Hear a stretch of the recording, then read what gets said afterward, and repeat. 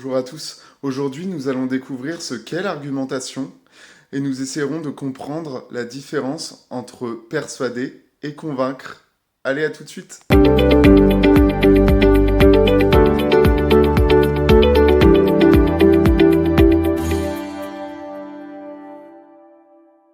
Dans la dernière vidéo, nous avons expliqué les concepts de thème, thèse, argument et exemple.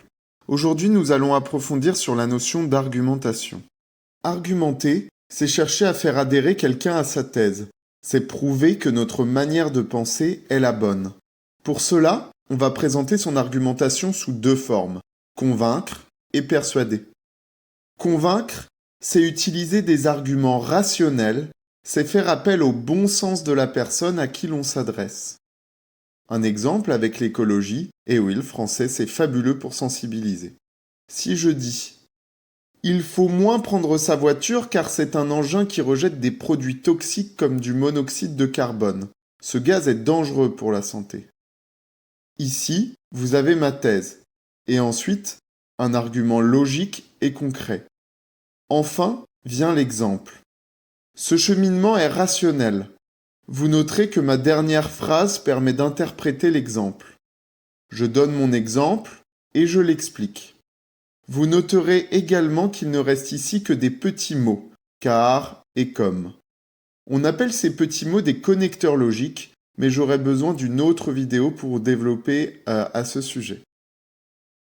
Persuader, c'est au contraire solliciter les émotions de l'auditeur ou du lecteur.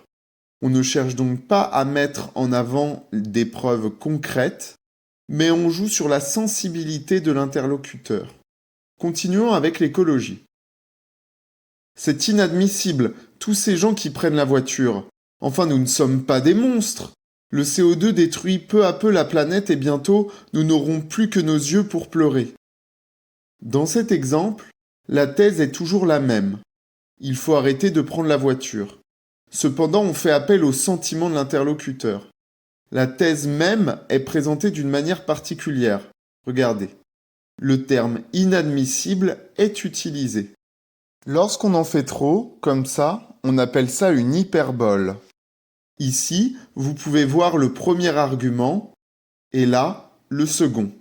Vous constaterez que ces deux arguments ne s'appuient pas sur une logique concrète, mais bien sur des émotions. Vous voyez également que j'utilise le pronom personnel « nous » pour créer un rapprochement entre l'interlocuteur et moi-même. Maintenant que vous avez compris la différence entre persuader et convaincre, voyons quelques astuces pour mettre en place un développement rationnel et un développement irrationnel. Pour convaincre, on peut par exemple citer des chiffres et faire appel à la science, organiser ses idées en utilisant des connecteurs logiques, donc parce que, c'est pourquoi, etc. Citer ses sources, ou encore s'appuyer sur des vérités générales.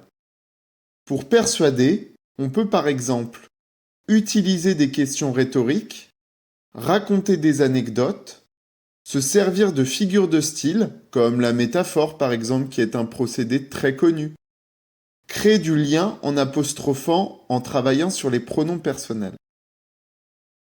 Enfin, pour conclure, je vous dirais que pour bien argumenter, il faut savoir doser comme un cuisinier avec les épices, les temps pour convaincre et ceux pour persuader.